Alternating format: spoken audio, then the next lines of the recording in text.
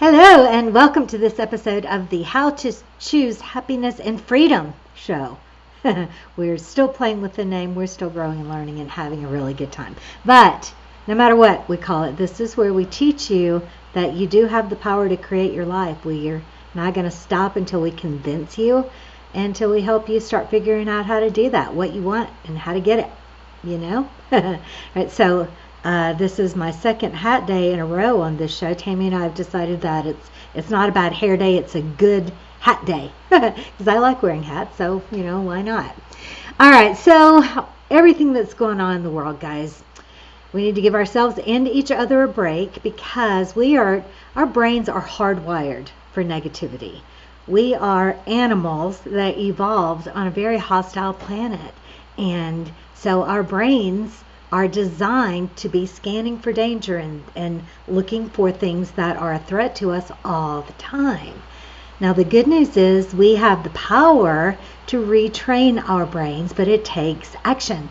And, a lot of people say that this is, if you want to look up negativity bias, you can read more about this, but most well-informed personal development teachers will tell you that you need 5 positive thoughts to counteract and cancel out a negative one. So if you're going to spend 10 minutes watching bad news on TV, then you got to spend 50 minutes watching cat videos and comedies and things that make you laugh and things that make you happy. And you have the choice to do this. This is the thing. We're not in a world anymore where every single minute of our day is devoted to our survival. For the most part, we're not out hunting and gathering and collecting food for ourselves. We are living lives, and we are able, as thinking, creating beings, to choose what thoughts we pay attention to and to construct our thoughts in different ways. So let's do it. In the research today, man, I had to delve into some really negative things to prepare for the show today, but I listened to and read Braving the Wilderness by Brene Brown over the weekend, and she is just an amazing researcher into how human beings are and what it means to be human, and such a great teacher in being in the most humanness that there is. And one of the things that she talks about is that while we always want to be kind, we always want to be loving and civil and compassionate and connected, we also need to be brave and stand in what we believe in and stand for what we believe in, no matter what the rest of the world is saying and no matter what kind of pushback we're going to get or criticism. And oh my gosh, it's so scary. But we have to do it. Otherwise, we lose who we are. And we become focused so much on fitting in. She talks about the difference between belonging and fitting in. And it's a giant difference. So we provided the link to that book. And I just really encourage everyone to read this book because it's astounding. And if we could all learn to think more this way, this would be a very different world and a very different place to live in. And I also was listening to, so I'm getting to the where I'm making a stand and being brave part here in a minute. I also listened to a Marie Forleo podcast with Dr. Mark Hyman, who is one of my favorite health teachers. And I'm a primal health coach, and so I'm very educated in the relationship between our bodies and food and in the way our current food production is affecting our planet. And yet I'm really quiet about this. I gently nudge people to eat better and gently suggest that my friends and my family and even my clients will think about eating this way and think about making these changes. And this is a message that deserves a little more oomph behind it. And her interview with Dr. Mark Hyman on his revolution called The Food Fix, it is just astounding. So this is a way that you can spend 30 minutes and just get an overview of what this topic is all about and how food production is the number one thing that we're doing on this planet that's destroying our climate. And this absolutely cannot be acceptable. So I wanted to gather some numbers and things for you to give you some perspective. And so far today, the coronavirus has killed 16,586 people as of this morning.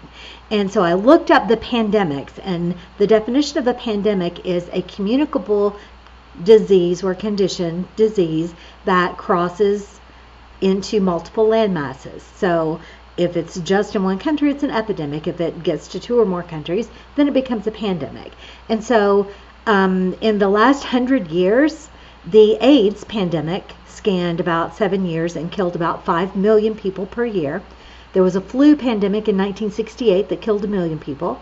And then the Asian flu from 1956 to 1958 killed 2 million people. Now, this is a lot of people, and this is really sad. But that's still only a total of 8 million people a year. 11 million people a year die from chronic disease that is completely and totally tied back to the food they eat and the life that they live. 11 million people every single year, and that number is growing. And at the same time, we're destroying our planet. So there's not a lot that we can do about what's going on with the coronavirus, but there is a lot that we can do about this horrible thing that's happening in our world, is that everyone is dying from the processed sugar crap that's in our grocery stores masquerading as food. So take your eyes off of the news for just a minute and go and read some labels in your pantry. Educate yourself on this most basic thing that is happening in our society that you do have control over. You get to vote on you get to choose what you put in your own body. You vote by where you spend your dollars. You can choose to spend your dollars with companies who are addressing real nutrition and addressing our environment and being socially and environmentally conscious. Your dollars count. You can hold your elected officials accountable for how they are addressing this so important topic. If they are responding on your behalf and your future health, or if they're responding according to the lobbyists from the big food industry. So this is something that I'm passionate about. This is something that I'm going to stand strong on, and I love all of you that are going to stand strong with me, and I will miss you if this is not a place that you can stand with me. So hard and scary stuff. So all right, so on to the kitten videos that we're going to do at least as much time in this talking about positive things as we just did talking about negative things that, they need to be said, and there does need to be a light shined on this. And yet at the same time, my happy-go-lucky soul is just cringing at all of the discomfort of bringing these issues to light and doing what we can to join the revolution for real change. That's going to impact every single person on the planet. All right, so Brene Brown, Braving the Wilderness, Mark Hyman, The Food Fix. It is foodfix.org is the movement, and from there you can go and buy the book, or I think we've provided the link to the book for you as well.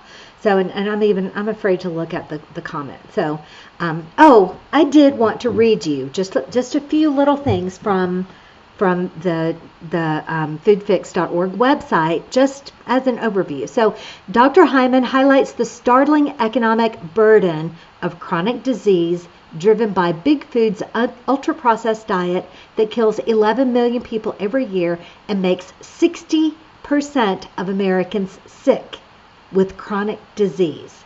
Food Fix maps out a new food system that can improve public health and save trillions of dollars every year.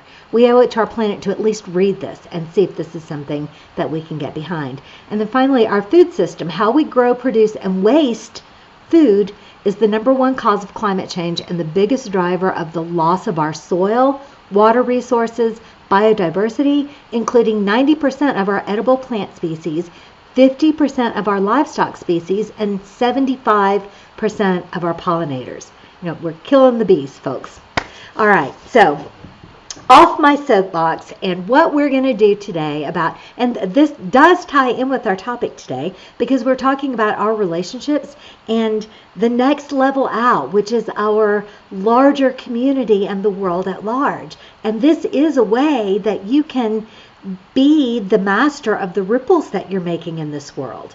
Everything starts right here inside your heart and your mind, and then extends to your actions and the things that you're doing in the world. So spend your time thinking about that. Spend your time examining what kind of ripple you want to make in the world, and what kind of impact you want to have, and how you want to respond to the world at large.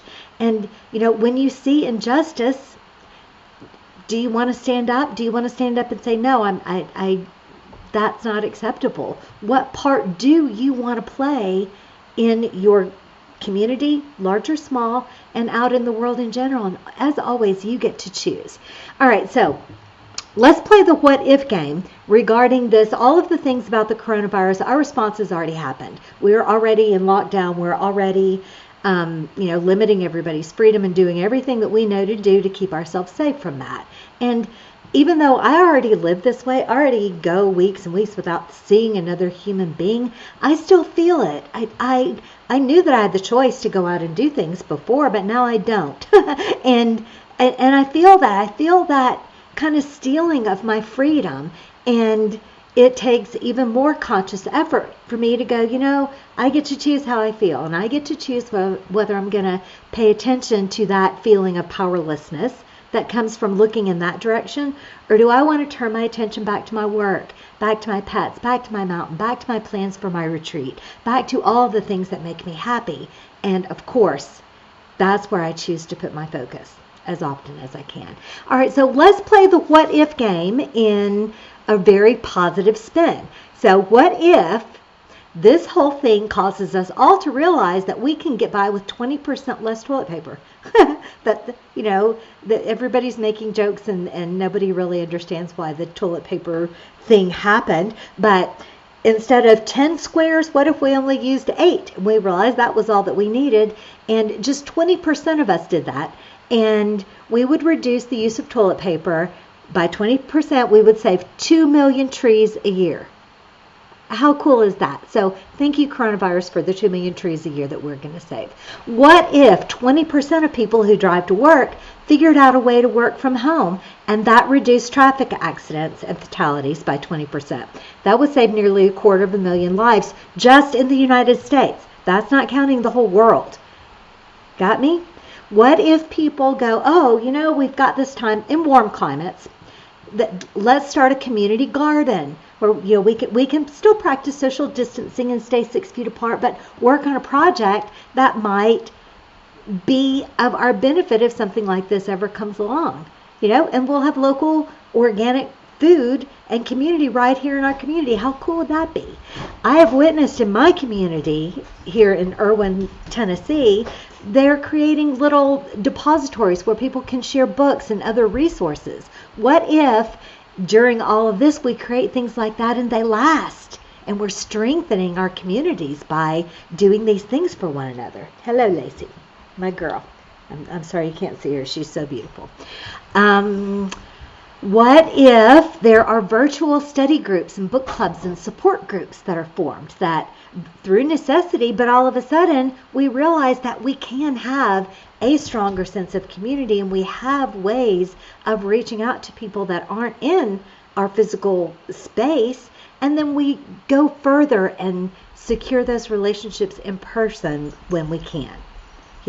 What if we stop taking for granted our friendships and our families and our freedoms and our ability to go to concerts and sporting events and casinos and all the things that we love to do that we can't do right this minute? What if we emerge from this with a greater appreciation of all those things, And I had an experience today. What if all of our corporations are telling their customer service people that this is an opportunity for us to uplift everybody that we talk to on the phone? As soon as you're finished with a transaction with the customer, online, on chat, whatever, say something to lift up their day. I was on a customer service tech support chat with a Kajabi I love Kajabi. Their customer service is always amazing. And at the end, this girl said something amazing like, be inspired and follow your dreams today. What if this changed the culture of customer service? And so she did that, and I felt amazing about it. And so I told her how amazing she was for doing this, and now she feels amazing. And it's good and good and good and good and better and better and better. What if those kinds of things are happening?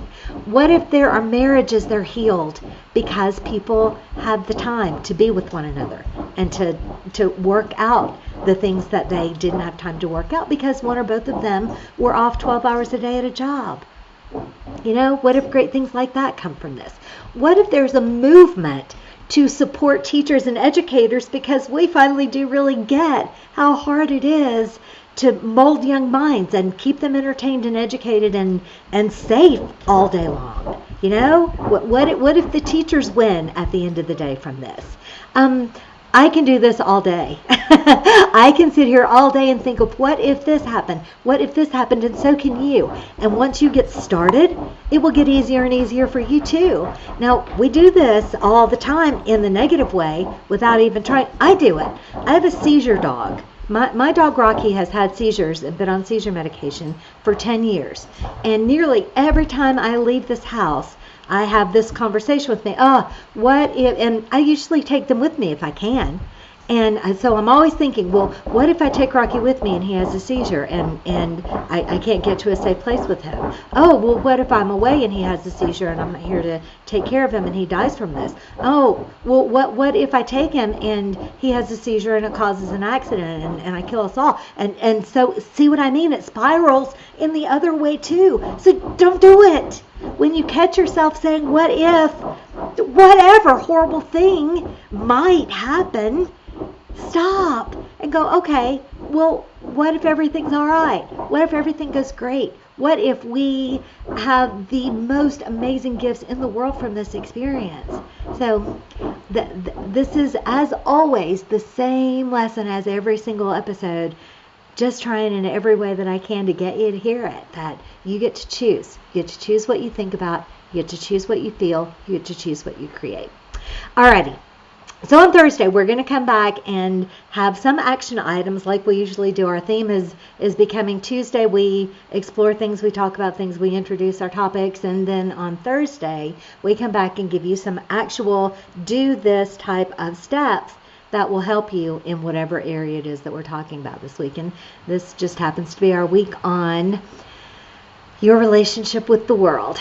All right, so I'm gonna look and see that I love you, Tammy. So she's putting all of our links into the comments, and they're also in the post. And I documented all of my research. So if you want links to any of that negative stuff, let me know, and I'll be happy to share it with you. But I'm not going to voluntarily make you feel bad if I can help it. All right, that's going to do it for us for today. I look forward to seeing you again on Thursday. I look forward to hearing from you, whatever your comments are. And I hope you're safe. I hope you're happy. I hope you are making the best and finding the silver lining. So until Thursday, remember that happiness is a choice, and you can always choose to be happy and free first. I'll see you Thursday.